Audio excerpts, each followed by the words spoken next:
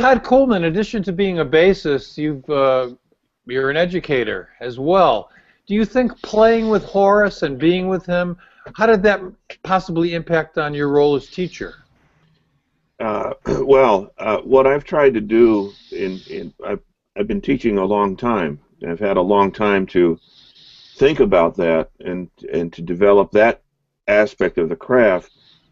I do my best to what I call bring the bandstand into the classroom.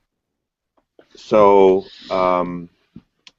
one way in which I feel and I'm able to do that is, for example, I might coach an ensemble like a combo, and I might have them look at Horace's repertoire for a whole semester.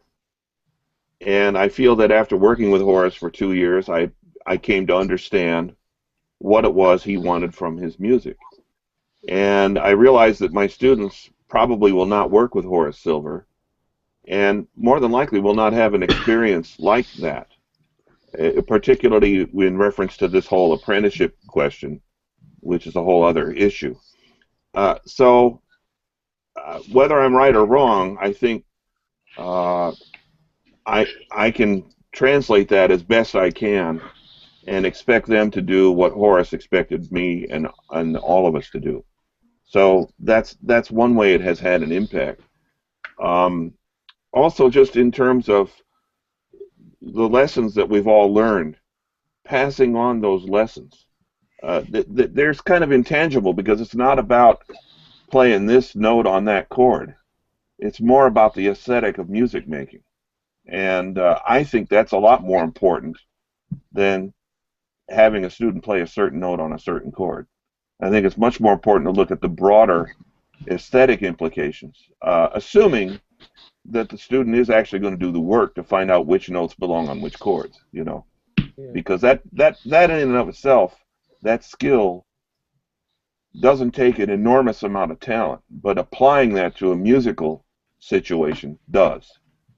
To follow up on what Randy pointed out, in my own experience, the time when I was with Horace, we were playing a lot of these tunes in what then were called odd meters, 9/8, 5/4, all this business, and the bass line was set, just like Randy said. It was like a certain pattern.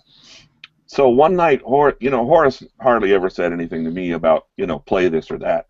So one night he came up and he said, hey, he says, I wonder if you ever wanted to maybe make up your own bass line on a couple of these tunes. Maybe you've gotten tired of playing my line.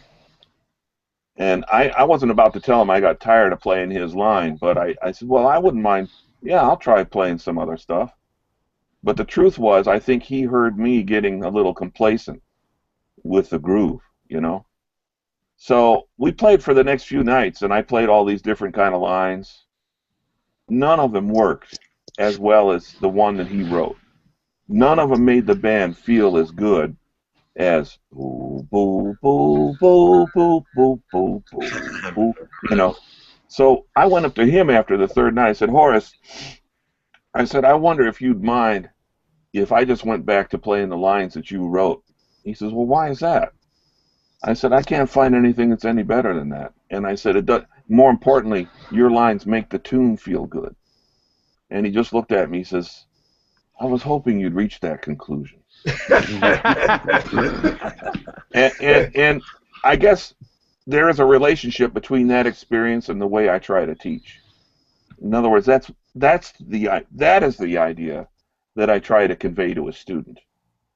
I try to show them that they're part. Somebody mentioned the word team. I think it was Dr. Larry Ridley. You're part of a team, and so go everybody else, so goes you, and the music succeeds or fails based upon the combined effort of everybody on the bandstand. And that's probably not a lesson that I was hip to when I was in college. And I'll just go ahead and say that I don't think many college students are hip to that, the ones that I've been working with for 30 years. I'm not blaming them. That's part of youth. But I will say that they need the experience that's analogous, at least, to the one that I'm describing, and those kinds of experiences. There is a time and place for do, re, mi, but the larger view of how the music works, that's really the issue to me, is how do we get these five people to make a sound and create a feeling and touch the emotions of the listener?